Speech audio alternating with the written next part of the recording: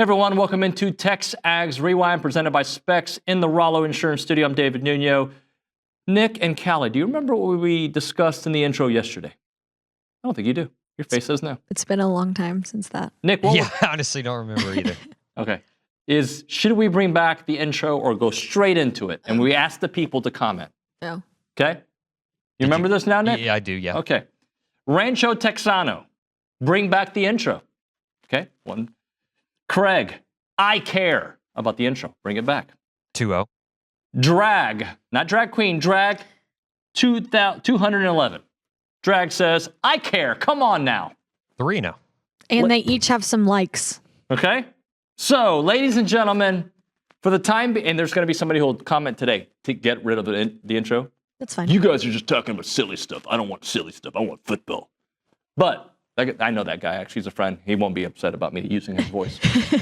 So for right now, we'll keep the intros going. So, Nick, your favorite part of the show today was? Probably Luke Evangelist. He was actually pounding the pebble with Luke Pounding Evangelist. the pebble. just a little pebble. He was actually good, like really good today. And it kind of bothers me because I kind of like when he's mediocre. Callie, your favorite part of the show? The Go Hour. Why? It's always my favorite, I think. It's fun. Yep. Okay. Mine, I guess I can't do that. Billy Liucci, impromptu phone call. How about that? That was great too. And we also had Ryan Brauninger on the show. It was good. He was great. It was all right. He was, yeah. It is the Rewind Check It. And I don't know if Zurich will get the same green light that Wade gets to shoot some of those threes. I mean, he can shoot the three, but I don't know if he gets the same green light. Yeah, no, I think his game is more about the Attacking. the rim, and Yeah. but maybe you'll see more of C.J. Wilson. Yeah. More of like the other day, more of Hayden Hefner. But somebody's going to have to step up, and it doesn't have to be one person, but it could be several. But somehow they're going to have to replace about 16 points a game. Well, look, A&M's, even with Wade in the lineup, sometimes struggles offensively. Sometimes. This year's it hasn't been as often, right? Like there's been these moments, and that happens in basketball games. The first game and Oregon game. Yeah. And that's really about it. I think in their last game, maybe one time they had a 4-minute scoreless streak, but yeah, it's been few and far between, unlike some past years. But your best offensive player out, other people have to step up. Where A&M, I believe, has the decisive advantage is rebounding. Oklahoma struggled there. Yeah. A&M beats most teams rebounding. That's what they do, especially on the offensive side of the ball. So expect more Andy, more Solo, more Pharrell Payne. That I expect that they're going to have, and we're going to hear a soundbite from Buzz here in a minute about just how they win gritty. But this team that's the definition of winning gritty. They're going to have to do that tonight. Yeah, and you're better in all facets with Wade on the floor, but there's no reason to think that they still won't play that suffocating defense that they play. Every team A&M has played this year has been held below their average shooting percentage, and OU averaged about 48% on the year.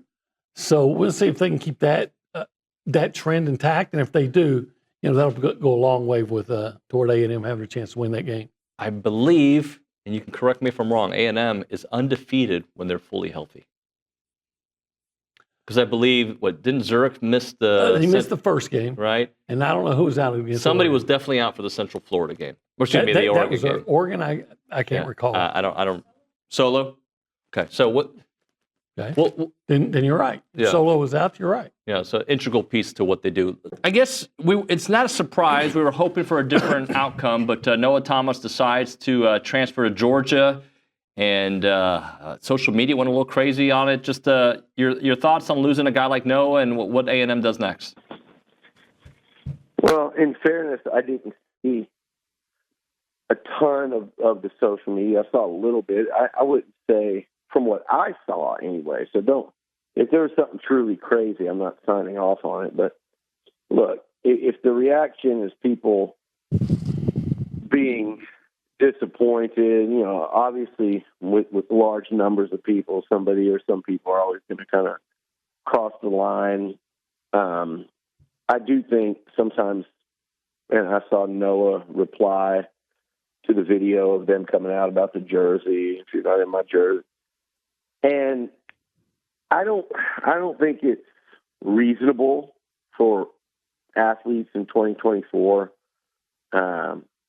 getting paid what they do, moving to other places, and not that that's the only motivation, but factually to go somewhere else in a lot of instances get paid more, and expect no criticism, no one to publicly disagree with the decision, and as long as you're okay with that, then there is a line that people can cross that goes too far. But as long as you understand, like, that's not going to be popular.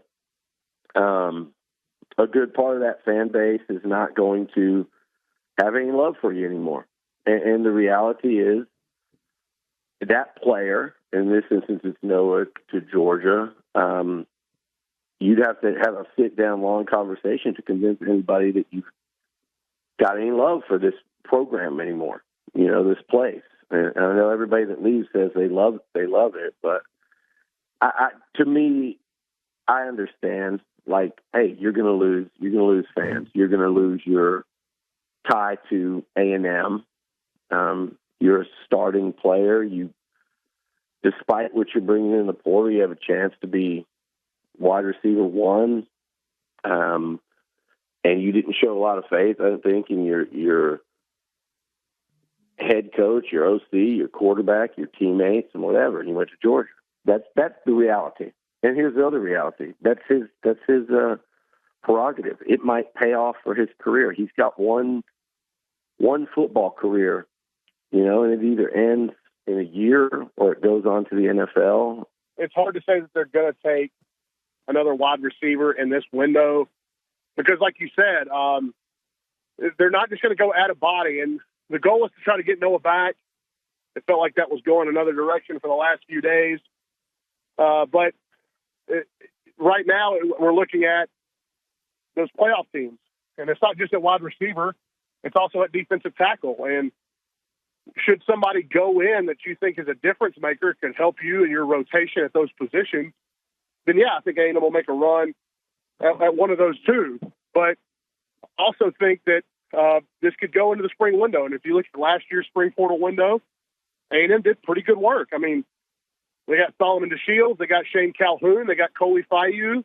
I think Jacob Bostic was the other one. They added 4 players in that spring portal window. So maybe there was one more in there that I'm missing. But so you can go out and find guys that either come in and start or come in and are rotational players. I mean, how many snaps this year were Solomon DeShields and Shane Calhoun on the field? I mean, not all of them, but maybe a third to half. I don't know. And obviously Coley ended up being your starter at center for 10, 11 games. So there's still some work to be done, and there'll probably be some quality that they can go out and find in that.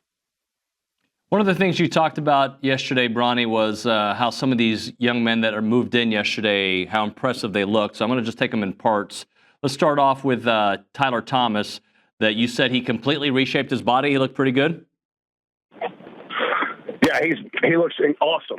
And last time I saw Tyler in person was in the preseason, so it had been a little bit since I laid my own eyes on him. I know Cade Drawn went to a couple of Dickinson games this year, but I mean, he walked up and it was very noticeable that he had been eating right, getting in the gym, doing a lot of training. He looks like a really impressive young SEC offensive lineman now, like really tightened up his body. And I would say the same thing about DJ Sanders from Belleville. I saw DJ in, I guess that was early November in a playoff game when they played in Bryan. And even since then, it looks like he's been getting to work. And what happens is after these kids sign and, especially after their senior seasons end, A&M will go ahead and send them their workout stuff. Disappointed to hear that Wade's not playing, obviously, because I want them at full strength and he's their best player. Yeah. What do they do without Wade tonight on the road? You got to find someone else to score. And I think in years past, Wade not playing would have totally doomed the offense because last season he's averaging close to 20 points a game. He can go off for 30, even 40 at any time. This season, he's only got one 20-plus point performance. and he's averaging like 5 less points per game. So he's taken more of a distributor role. His assist numbers are up as high as they've ever been in his career. So I think A&M's going to miss more his facilitation than his scoring. And the beauty about A&M being so deep and bringing in a guard like Zurich Phelps in the transfer portal is that you can replace that production. And dare I say, the offense actually looked pretty good when Wade had to miss time against Texas. Against Purdue, when Wade went out with like a minute left, it was Manny who stepped up and made all those free throws. Against Texas, it was Zurich Phelps. So players have had to step up in his absence before. And if there was ever a game to miss, you hate to say it's this one because, again, you're playing a top 20 team, but this is technically your easiest game for the next week and a half. So if there was ever a time for him to miss a game and get healthy, it's probably this one. Here's where I worry, though, because even if Wade is not scoring 20-plus points a game, when he's on the floor, they have to account for him. Yeah. So now they'll put that emphasis on Zurich probably, right? Yeah. Which is where the others need to step up, right? It's not just about Zurich, scoring a couple more buckets because he had, 18 the other night? Yeah. It's about, all right, well, you better hit your open shots. You better not go 2 of 19 on the road, right? Yeah. And they won by 20 doing that, but still, somebody else beyond Zurich Phelps and Pharrell Payne, there's going to have to be a third, I don't know if scorer's the right way, but somebody, if Wilcher, maybe gets hot and gives them 10, 12 points, then we're talking about replacing that in a good way. Yeah, well, that's what I was talking about. What would doom them last year is when Wade was off the floor, it was all right. All we have to worry about is boots. Now this year, just adding Payne gives them such a new element down low. You can now feed the post. And the best part about Payne is he's finding his game as of late. He's 18 of 19 in his last 4 games against Power 4 opponents. So that's over 90% from the field. And he's starting to make free throws. I know that's not the strength. When you're getting a player like Pharrell Payne, who historically has shot 45% from the free throw line in his career, if you can just get him over 50%, that's a win. He made 56% from the line against Texas. All right, Nick, you have a young man next to you, Carter, who is shadowing, learning what it's going to be like to work at TexAgs. Do you think he knows what to tell the people to do? I don't know. Let's find out. His face looks like he knows what to say. He can't hear you, so I'll have to re-explain. Re-explain it. Yeah. What do you do at the end of a YouTube video, Carter? You have to speak into a microphone. You sign off. You say Okay. What is the sign off? He can't hear us. This is awkward. oh yeah, make sure to like, comment, subscribe. I got it right. Yeah, that was Maria. Maria was all over it. by the way. Maria's been here before. She knows what she's doing. All right, that's going to do it for the Rewind. We'll see you next time.